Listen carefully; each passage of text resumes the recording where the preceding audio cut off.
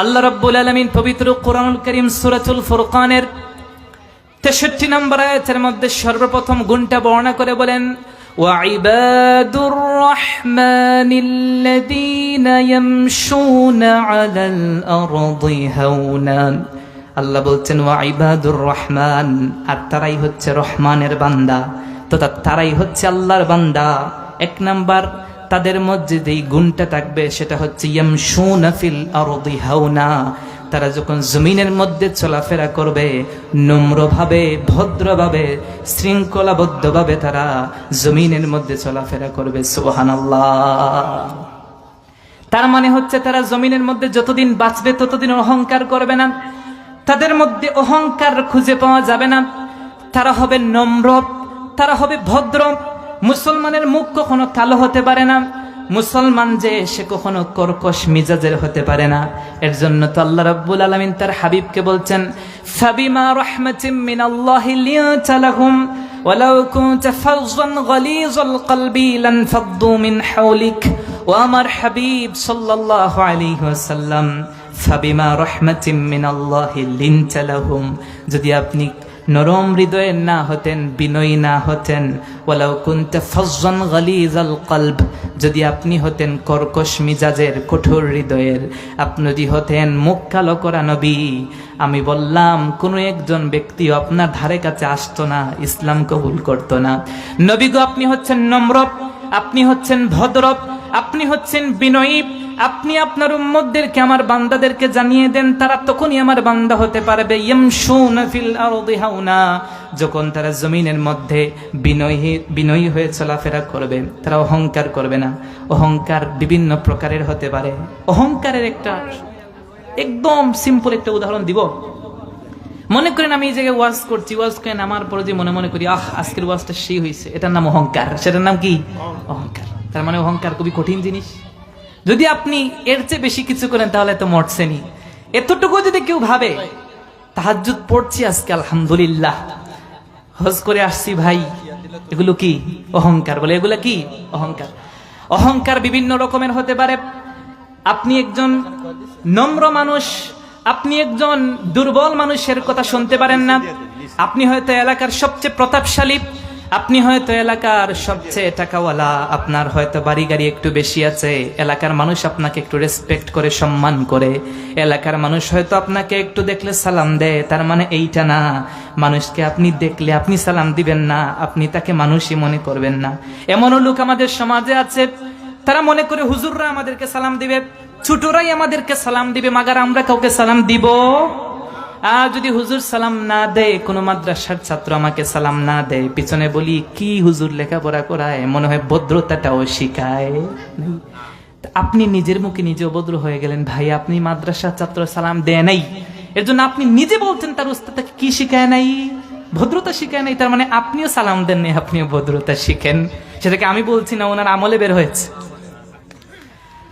এর জন্য আপনি ছোট্ট একজন মানুষ, আপনার বয়সে হয়তো সে ছোট, আপনি হয়তো তার থেকে একটু শক্তিশালী, আপনি হয়তো তার থেকে একটু টাকাওয়ালা, তার মানে আপনি তাকে দেখলে সালাম দিবেন না, বিষয়টা এমন না। যদি আপনি তাকে দেখে সালাম দিতে পারেন, খোদার কসম আপনি জমিনের মধ্যে সবচেয়ে সম্মানিত মানুষ হয়ে যেতে পারবেন। সুবহানাল্লাহ। আল্লাহর হাবিব সাল্লাল্লাহু আলাইহি ওয়াসাল্লাম ছোট্ট ছোট্ট বালকদেরকে সালাম দিতেন। আনাস ইবনে মালিকের বর্ণনা, মাররা আলা গিলমানিন ফাসাল্লামা আলাইহিম। আল্লাহর হাবিব কিছু গিলমান, আল্লাহর হাবিব কিছু ছোট্ট ছোট্ট বালকদের পাশ দিয়ে গেলেন, তাদেরকে সালাম দিলেন। এটা রাসূল করিম সাল্লাল্লাহু আলাইহি ওয়াসাল্লামের ভদ্রতা ছিল, হাম্বলিটি ছিল, এটা রাসূল করিম সাল্লাল্লাহু আলাইহি ওয়াসাল্লামের বিনয় ছিল। আল্লাহর হাবিব সাল্লাল্লাহু আলাইহি ওয়াসাল্লাম তার স্ত্রীদেরকে সালাম দিতেন। আম্মা জান আয়েশা সিদ্দিকা রাদিয়াল্লাহু তাআলা আনহা দুনিয়ার মানুষকে মেসেজ দিচ্ছেন, বলো দুনিয়ার মানুষ শোনো না, আমি আমার স্বামী আমার নবী মুহাম্মদ সাল্লাল্লাহু আলাইহি ওয়াসাল্লামকে কোনো একদিনও আগে সালাম দিতে পারি নাই। স্ত্রী বলতেন স্বামী সম্পর্কে, আমার স্বামী মুহাম্মদ তিনি তো নবী, সর্বশ্রেষ্ঠ নবী, ওনার হেডাম টাকার কথা ছিল, অহংকার চালার কথা ছিল, কিন্তু খোদার কসম আমি এমনও দিন ছিল পাক্কা নিয়ত করেছি আজকে রাসূলকে দেখার আগেই সালাম দিব।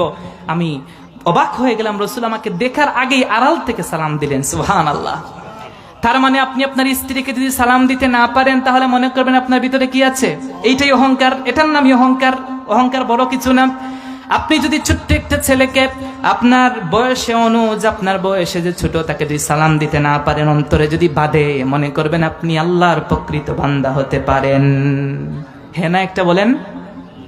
তাহলে আপনার অহংকার ত্যাগ করতে হবে। যদি অহংকার ত্যাগ করতে পারেন, আপনার থেকে দুর্বল কেউ যদি আপনার কাছে এসে আশ্রয় পায়, মনে করবেন আপনি বিনয়ী।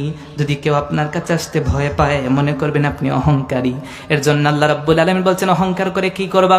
পবিত্র কোরআনুল কারীমের সূরাতুল ইসরার মধ্যে বলেন, ওয়ালা তামশি ফিল আরদি মারহা ইন্নাকা লা তাখরিকাল আরদা ওয়া লা তাবলুগাল জিবালা তুলা। আল্লাহ বলছেন, বান্দা অহংকার করো। কি করবা? আমি বললাম, ওয়ালা তামশি ফিল আরদ, জমিনের মধ্যে অহংকারী হয়ে দাম্ভিকতা নিয়ে, তুমি নিজের মধ্যে বড়ত্ব নিয়ে হাঁটো না। অহংকার করে তুমি কি করবা? ইন্নাকা লান তাখরিকাল আরদ, জমিনটাকে তো তুমি নিচেও নামাইতে পারবা না, উপরে ওঠাতে পারবা না। জমিন যেই লেভেলে আছে, সে তার কক্ষপথে আছে।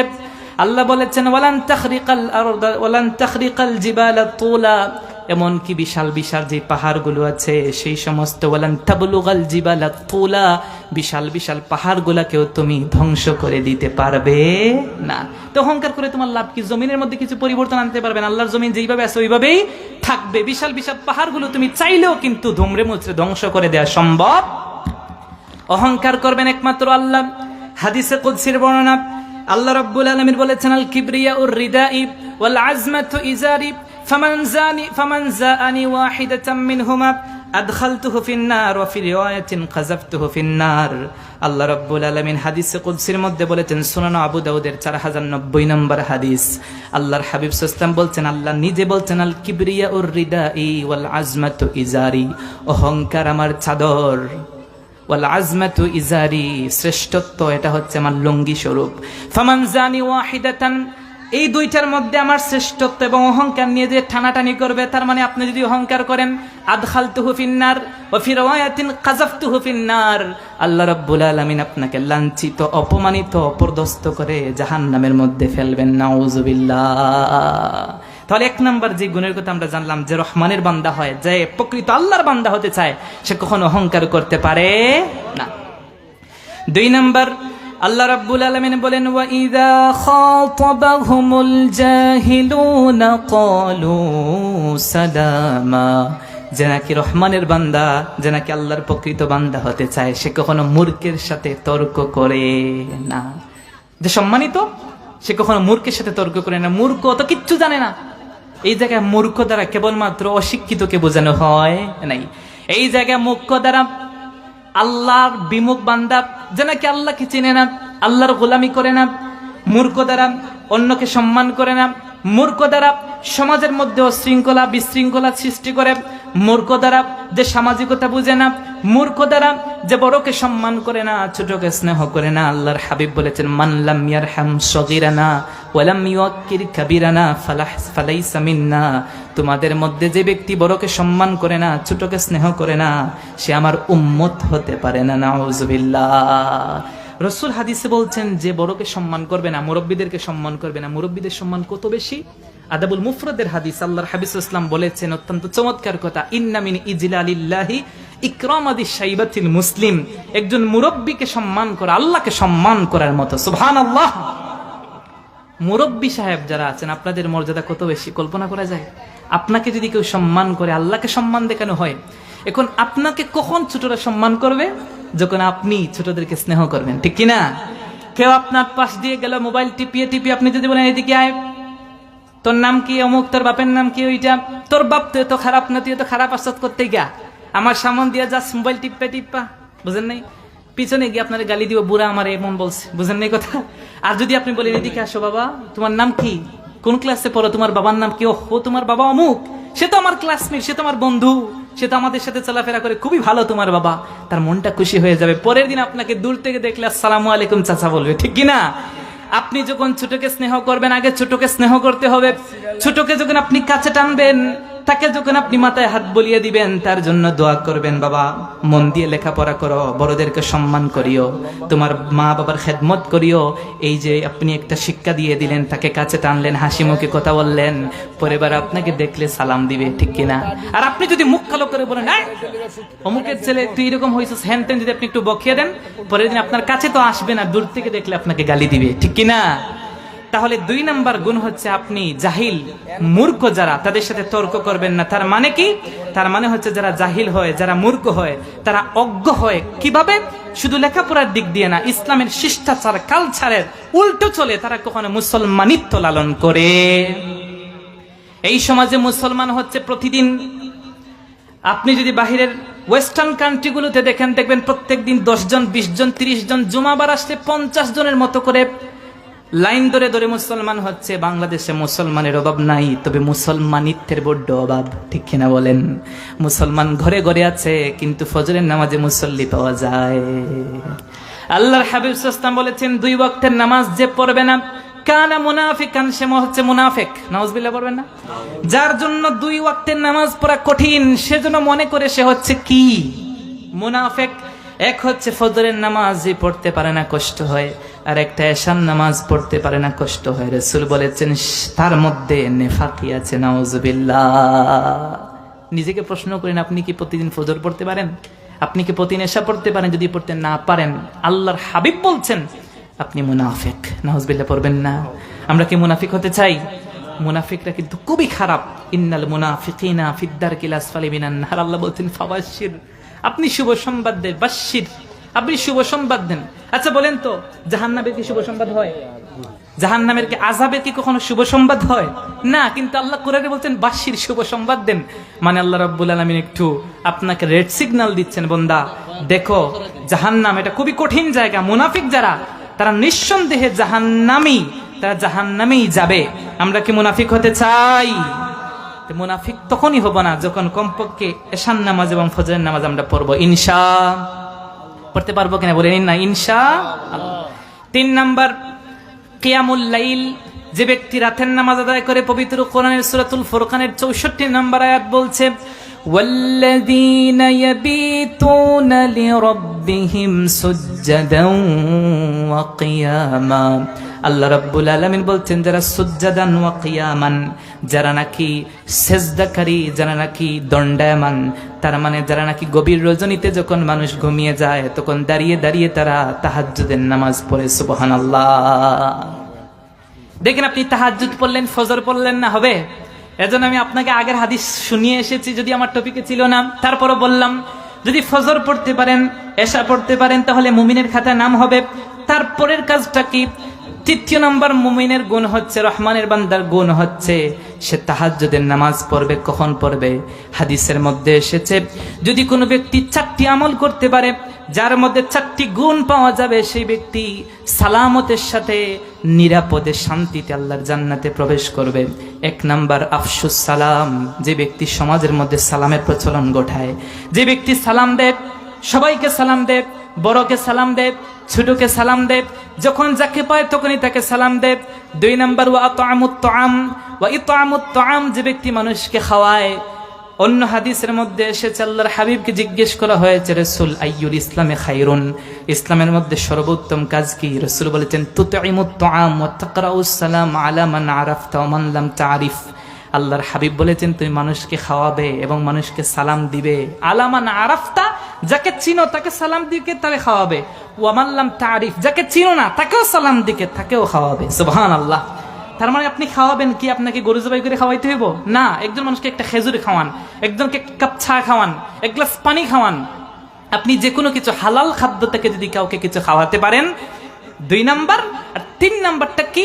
ওয়াসিলুল আরহাম, আত্মীয়তার সম্পর্ক রক্ষা করবেন। এই সমাজে আমরা আত্মীয়তার সম্পর্ক রক্ষা করা অত্যন্ত কঠিন, ঠিক কিনা? আত্মীয়তার সম্পর্ক যদি কেউ ছিন্ন করে, সে কখনো জান্নাতে যেতে পারবে না। আল্লাহর হাবিব সাল্লাল্লাহু আলাইহি ওয়াসাল্লাম বলছেন 4টি কাজ করলে নিরাপদে জান্নাতে যাবে। 1 নাম্বার সালাম দিবে, 2 নাম্বার তুমি যেই কাজটা করবে মানুষকে খাওয়াবে। 3 নাম্বার আত্মীয়তার সম্পর্ক রক্ষা করবে। 4 নাম্বারটা সম্পর্কে আল্লাহর হাবিব সাল্লাল্লাহু আলাইহি ওয়াসাল্লাম বলেছেন 4 নাম্বার হচ্ছে ওয়াসাল্লু বিল্লাইল ওয়ান নাসু নিয়াম। মানুষ যখন ঘুমিয়ে পড়ে, সমস্ত মানুষ যখন আরামের নিদ্রা আচ্ছন্ন হয়ে যায়, ওই মুহূর্তে তুমি দাঁড়িয়ে দাঁড়িয়ে একমাত্র আল্লাহ রাব্বুল আলামিনকে সন্তুষ্টির লক্ষ্যে কিয়ামুল লাইল তথা তাহাজ্জুদের নামাজ পড়ো। তাদখুলুল জান্নাতা বিসালাম, শান্তির সাথে আল্লাহর জান্নাতে তুমি ঢুকে যাবে। সুবহানাল্লাহ। এর জন্য আপনি যদি তাহাজ্জুদের নামাজ পড়তে পারেন, গভীর রজনীতে মানুষ যখন ঘুমিয়ে যায়, আরামের ঘুমখানা যখন আপনি হারাম করে দিবেন, আল্লাহ রাব্বুল আলামিন বলছেন তাতাজাফা জুনুবুহুম আনিল মাদাজি' ইয়াদউনা রাব্বাহুম খাওফান ওয়া তামাআ। আল্লাহর যেই সমস্ত বান্দারা আরামের ঘুমখানা হারাম করে, অত্যন্ত নরম বিছানা থেকে পিঠখানা আলাদা করে দিয়ে আল্লাহর সন্তুষ্টির লক্ষ্যে আল্লাহর স্মরণে যায় না, মাঝের মধ্যে গভীর রজনীতে দাঁড়িয়ে যায়, ওই সমস্ত ব্যক্তিদেরকে আল্লাহ কি দিবেন? আ'দাতু লিইবাদিয়াস সালিহিন। হাদিসে কুদসিতে আল্লাহ বলছেন তাদের জন্য আমি এমন কিছু পুরস্কার রেখেছি, মার্সি রেখেছি, মা লা আইনুন রাআত, যা কোনো চক্ষু দেখে নাই, ওয়ালা উযুনুন সামিআত, কোনো কর্ণ শুনে নাই, ওয়ালা খাতার আলা কলবি বাশার, কোনো মানুষের অন্তর কল্পনা করতে পারে নাই। আমি আল্লাহ রাব্বুল আলামিন ওই রাত্রিতে দাঁড়িয়ে দাঁড়িয়ে নামাজ আদায়কারী বান্দার জন্য এমন পুরস্কার জান্নাতে রেখেছি। সুবহানাল্লাহ। সিজদায় নত হো ও সুরু ছাড়ো,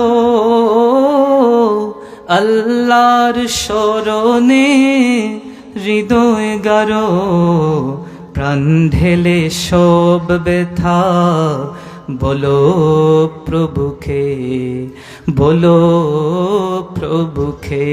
এই রাত কি কেটে যাবে ঘুমেও লো সে, এই রাত কি কেটে যাবে ঘুমেও লো সে।